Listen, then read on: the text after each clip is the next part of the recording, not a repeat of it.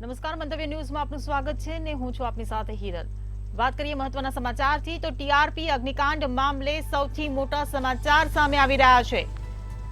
Pradipsinh ચૌહાણના પરિવારજનોના DNA match થયા। 15 વર્ષીય Rajpa ચૌહાણના DNA match થયા। પ્રદીપસિંહ ચૌહાણના પરિવારજનોના ડીએનએ મેચ થયા। તો રાજકોટ ટીઆરપી ગેમ ઝોનમાં જે આગ લાગી હતી ત્યારે મૃતદેહોના ડીએનએ કરવામાં આવી રહ્યા હતા ત્યારે ડીએનએ મેચ થયા હોવાનો મામલો સામે આવ્યો છે। ટીઆરપી અગ્નિકાંડ અંગે આ સૌથી મોટા સમાચાર કહી શકાય। પ્રદીપસિંહ ચૌહાણના પરિવારજનોના ડીએનએ મેચ થયા છે। 15 વર્ષીય રાજપા ચૌહાણના ડીએનએ મેચ થયા। પ્રદીપસિંહ ચૌહાણના પરિવારજનોના ડીએનએ મેચ થયા છે। મૃતદેહો જ્યારે સળગી ગયા હતા ત્યારે ઓળખાણ કરવી પણ મુશ્કેલ બની રહી હતી, જેને લઈને ડીએનએ ટેસ્ટ કરવામાં આવ્યો હતો ત્યારે 15 વર્ષીય રાજપાના ડીએનએ મેચ થયા છે। ટીઆરપી અગ્નિકાંડ અંગે આ સૌથી મોટા સમાચાર જે ડીએનએ ટેસ્ટ કરવામાં આવ્યા ત્યારે પ્રદીપસિંહ ચૌહાણના પરિવારજનોના ડીએનએ મેચ થયા છે। 15 વર્ષીય રાજપા ચૌહાણના ડીએનએ મેચ થયા છે।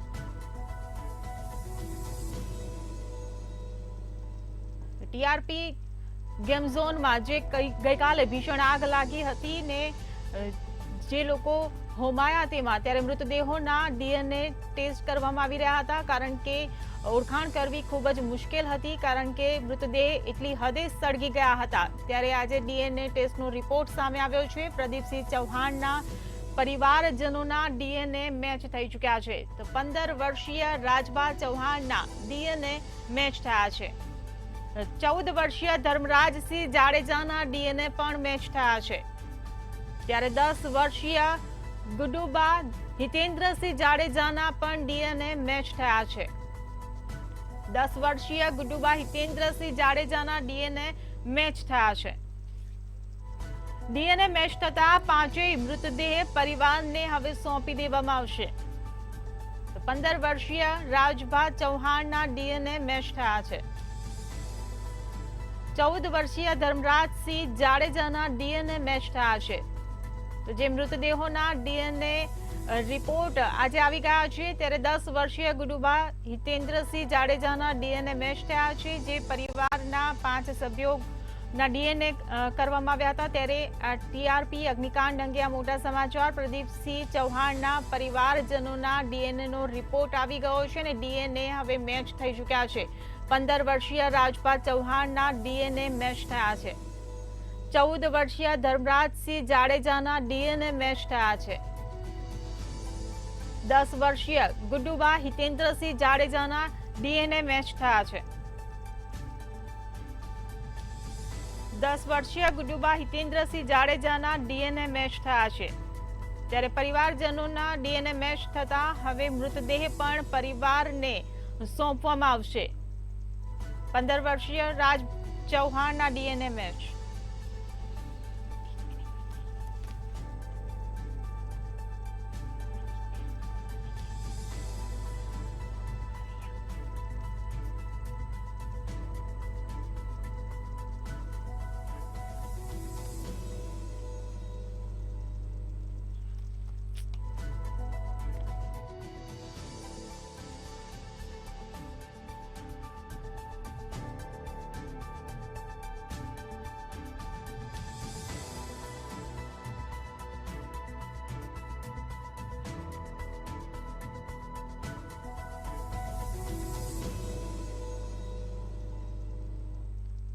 રાજકોટથી અન્ય એક સમાચાર। રાજકોટ ધવલ કોર્પોરેશનની ઓફિસમાંથી નશાનો સામાન મળ્યો છે। ધવલ કોર્પોરેશનની ઓફિસમાં છે બિયરની પેટીઓ। તપાસ કરતા બિયરની બોટલો મળી આવી છે। ગેમ ઝોનના માલિકો દ્વારા મોટી પાર્ટીઓ કરવામાં આવતી હોવાનો ખુલાસો થયો છે। ઓફિસની અંદરથી આ બિયરોના ટીન મળી આવ્યા છે।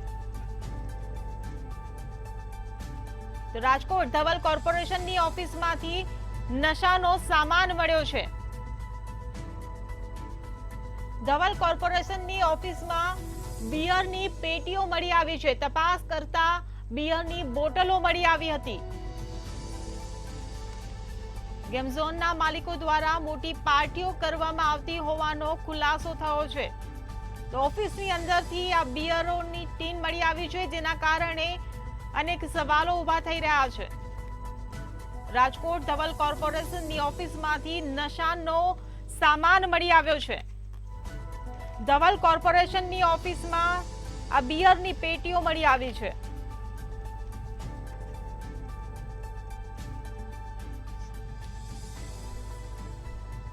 તો વિશાલ મહેતા ફોન લાઈન પર આપણી સાથે જોડાઈ ગયા છે. જી વિશાલ, ગેમ ઝોનના જે ઓફિસ હતી ધવલ કોર્પોરેશનની ઓફિસમાંથી બિયરની બોટલો મળી આવી છે, શું કહેશો? જી ચોક્કસથી જે રીતે અત્યારે હાલમાં હકીકત સામે આવી છે, ધવલ કોર્પોરેશન કે જે ગેમ ઝોનના માલિકની ઓફિસ હતી, તે માલિકની ઓફિસના અંદરથી જ આ જે બિયરની જે ટીન છે તે ટીન મળી આવ્યા છે. લગભગ 6 જેટલા ટીન રિકવર કરવામાં આવ્યા છે અને પોલીસે તેમને પોતાના કબજામાં લીધા છે. પરંતુ સૌથી મોટી નિંદનીય બાબત એ છે કે જે ગેમ ઝોન છે તે કોઈ પણ પરવાના વગર ચાલતો હતો. તેની પાસે ના તો કોઈ એનઓસી હતી, ના કોઈ લાયસન્સ હતા કે ના કોઈ પણ પ્રકારની એવા સર્ટિફિકેટ હતા કે જેને આધારે તે ગેમ ઝોન ચલાવી શકે. તેમ છતાં તે બિંદાસ ના માત્ર ગેમ ઝોન ચલાવતો હતો, પરંતુ ત્યાં મહેફિલો પણ થતી હતી.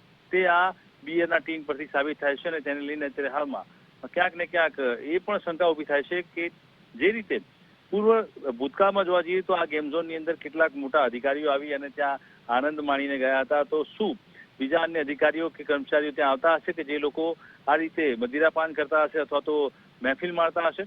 એટલે આ તમામ સવાલો અત્યારે હાલ ઉભા થઈ રહ્યા છે, કારણ કે જે રીતે અત્યારમાં બિયરના ટીન મળી આવ્યા છે તેને લઈને એક વસ્તુ ચોક્કસથી ફલિત થઈ રહી છે કે ધવલ કોર્પોરેશનની ઓફિસમાં મળેલા આ ટીન ક્યાંક ને ક્યાંક ચાડી ખાઈ રહ્યા છે કે જે ગેમ ઝોનના જે સંચાલક છે તે સંચાલકો તમામ અધિકારીઓ અને કર્મચારીઓને સાચવતા હતા, તેમને તેમના મહોત્સવ પૂરા કરાવતા હતા અને એટલા માટે જ ક્યાંક મીઠી નજર રાખીને અથવા તો પોતાના ખિસ્સા ભરીને આ સંચાલકને ગેરકાયદેસર પ્રવૃત્તિ તે લોકો કરવા દેતા હતા. એટલે એક તરફ જ્યાં આટલી મોટી નિંદનીય અને ગમખ્વાર ઘટના બની છે, ત્યાં બીજી તરફ દારૂ અને આ રીતે બિયરની બોટલો મળવાના કારણે ક્યાંક ને ક્યાંક જે પરિસ્થિતિ છે તે વધારે વિપરીત થઈ છે અને સંચાલક સામે વધુ એક આરોપ લાગ્યો છે. જી એ થાય કે આ કોની પરમિશનથી આ બિયરના ટીન અહીંયા પહોંચ્યા છે?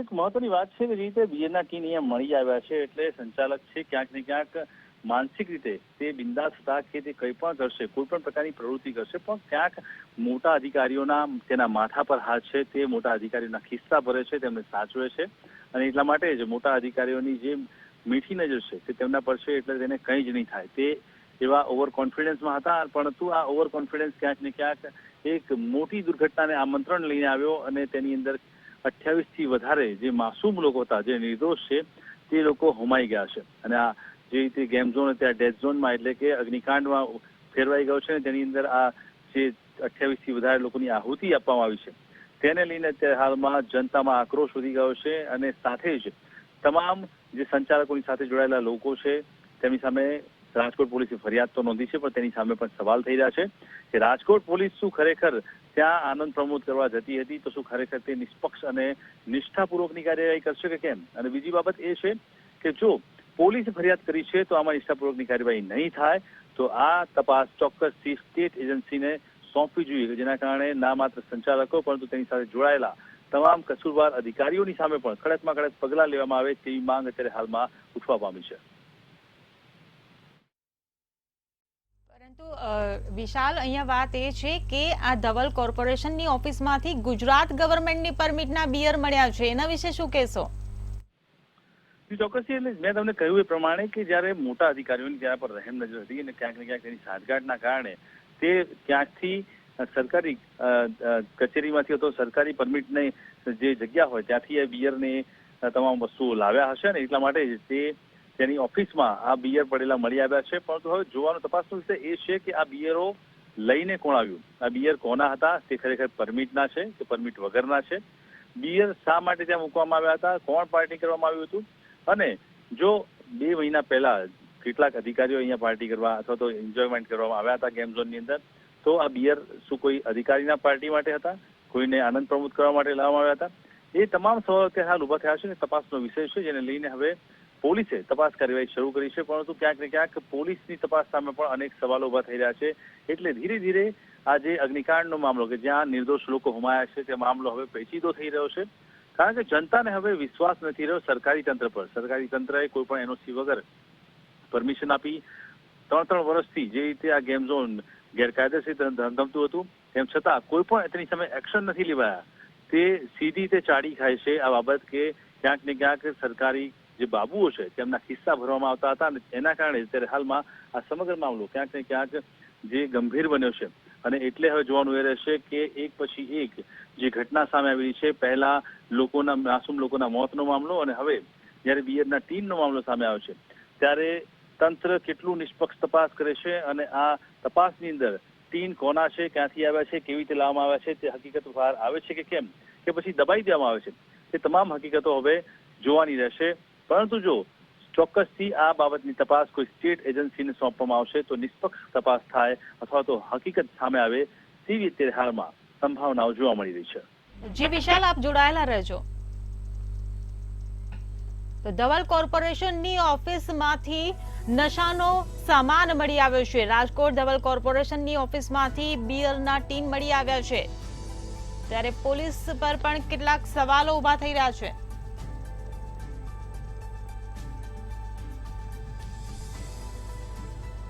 ત્યારે ટીવી સ્ક્રીન પર આપ જે દ્રશ્ય જોઈ રહ્યા છો તેમાં પોલીસ વાળા જ ખુદ આ બિયરની ટીન લઈને જતા નજરે પડી રહ્યા છે, ત્યારે પોલીસ તંત્ર પર પણ સવાલો ઉભા થઈ રહ્યા છે. આપ સ્ક્રીનમાં જોઈ શકો છો કે એક પોલીસની વર્દીમાં અધિકારી બિયરના ટીન લઈને જઈ રહ્યા છે.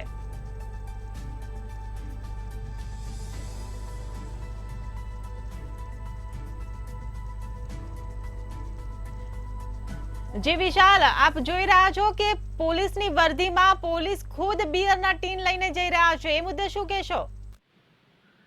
જે રીતે આપ જે દ્રશ્યો જોઈ રહ્યા છો કે બિયરના ટીન પોલીસ લઈને જઈ રહી છે, એ ઘટના છે જ્યારે કે ધવલ કોર્પોરેશનમાંથી બિયરના ટીન મળ્યા ત્યારબાદ એનડીઆરએફની ટીમ દ્વારા પોલીસને જાણ કરવામાં આવી હતી કે ધવલ કોર્પોરેશનની ઓફિસમાં બિયરના ટીન પડેલા છે અને તે તમામ ટીન છે તેનો કબજો પોલીસે સત્તાવાર રીતે મેળવ્યો છે અને તેની સામે તપાસ કાર્યવાહી શરૂ કરી છે.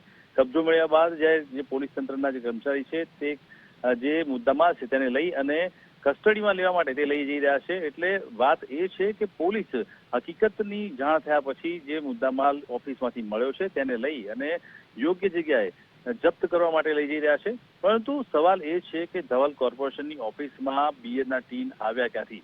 જો ગુજરાત ગવર્મેન્ટના જે ટીન છે તો તે કોણ આપી ગયું? તે કોઈ લાયસન્સ ધારકના ટીન હતા? જો લાયસન્સ ધારકના ટીન હતા તો અહીંયા શું કામ પડ્યા હતા? અને એ લાયસન્સ ધારકે ટીન લઈ અને બીજા વ્યક્તિને કેમ આપ્યા? તો તેની સામે પણ કાયદાકીય કાર્યવાહી થવી જોઈએ. સાથે જ બીજી વસ્તુ એ છે કે સંચાલકની ઓફિસમાં ટીન આવ્યા છે એટલે ચોક્કસથી એ વાત ફલિત થાય છે કે અગાઉ પણ આ રીતની દારૂ પાર્ટી અથવા તો બિયર પાર્ટી ચોક્કસથી તેમની ઓફિસમાં થતી હોવી જોઈએ. પરંતુ ક્યાંક ને ક્યાંક અધિકારીઓની રહેમ નજર તેના પર હોવાના કારણે બિંદાસ તે વ્યક્તિ કોઈ પણ ડર વગર આ પ્રકારની પાર્ટીઓ કરતો આવતો હોય તેવું અત્યારે હાલમાં શંકા જઈ રહી છે. એટલે જોવાનું એ રહેશે કે પોલીસ તપાસમાં શું બહાર આવે છે. પરંતુ જનતા જે રીતે સ્ટેટ એજન્સી દ્વારા તપાસ થાય તેવી માંગ કરી રહી છે, જો તે ચોક્કસથી ઉચ્ચ અધિકારીઓ દ્વારા સોંપવામાં આવશે તો આ તમામ બાબતે દૂધનું દૂધ અને પાણીનું પાણી થઈ જશે. જી વિશાલ, આપ જોડાયેલા રહેજો. તો ગેમ ઝોનના માલિકો દ્વારા મોટી પાર્ટીઓ કરવામાં આવતી હોવાનો ખુલાસો થયો છે. ઓફિસની અંદરથી જ બિયરો મળી આવ્યા છે. તો ધવલ કોર્પોરેશનની ઓફિસમાંથી બિયરના ટીન મળી આવ્યા છે, ત્યારે પોલીસ તંત્ર પર પણ સવાલ ઉભા થઈ રહ્યા છે કે આખરે આ ગુજરાત ગવર્મેન્ટ પરમિટના બિયરો ઓફિસમાં ક્યાંથી આવ્યા, કોની રહેમ નજર હેઠળ આ બિયર પહોંચાડવામાં આવ્યા? ત્યારે સવાલ એ પણ ઉભો થઈ રહ્યો છે કે શું આ સંચાલકો નશો કરીને લોકોના જીવ સાથે રમત રમી રહ્યા હતા?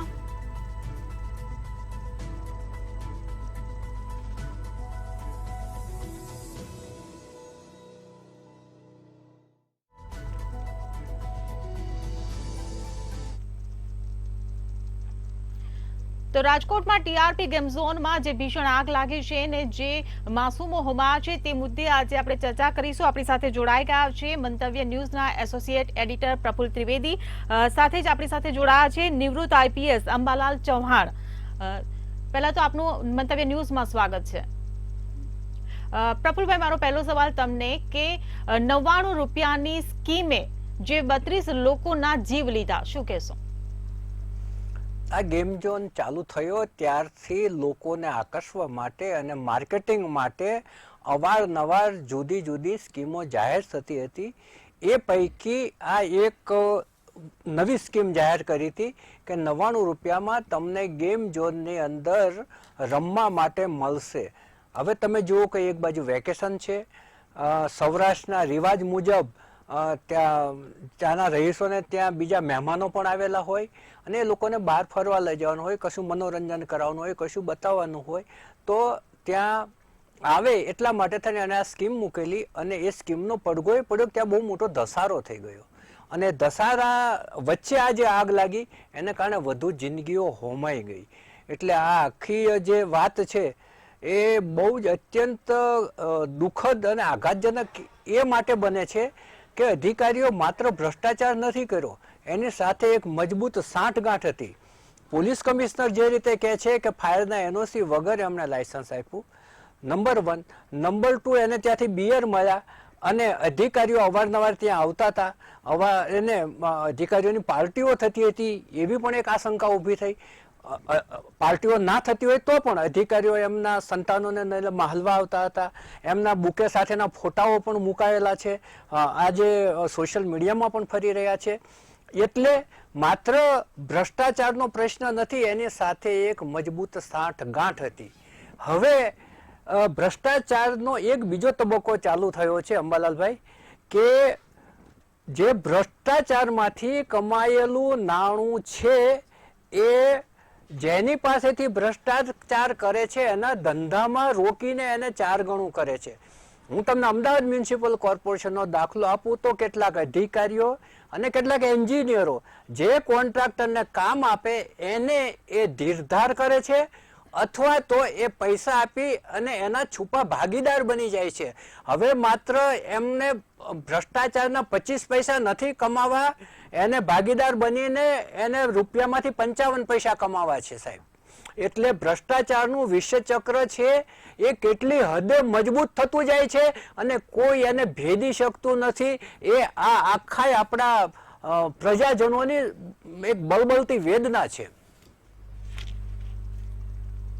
જી બિલકુલ અંબાલાલ જી, હું તમને પૂછવા માંગીશ, જે રીતે અધિકારીઓની મિલીભગતની વાત કરવામાં આવી રહી છે અને સાથે પોલીસની જે કામગીરી છે તેની પર પણ સવાલ ઉભા થઈ રહ્યા છે, કારણ કે પોલીસે પણ ખુદ સ્વીકાર કર્યો છે કે તપાસ કર્યા વિના જ તેમને મંજૂરી આપી દેવામાં આવી હતી. શું કહેશો? તપાસ કર્યા વિના જ એટલે કે એમાં એવું છે કે ફાયર ડિપાર્ટમેન્ટની એનઓસી નહોતી.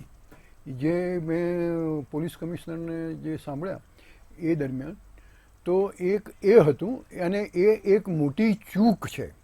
કારણ કે કોઈ પણ આવું મનોરંજનનું કોઈ પણ સ્થળ હોય તો ત્યાં લોકો એકઠા થવાના. યસ, ત્યાં વધુ ને વધુ લોકો એકઠા થવાના.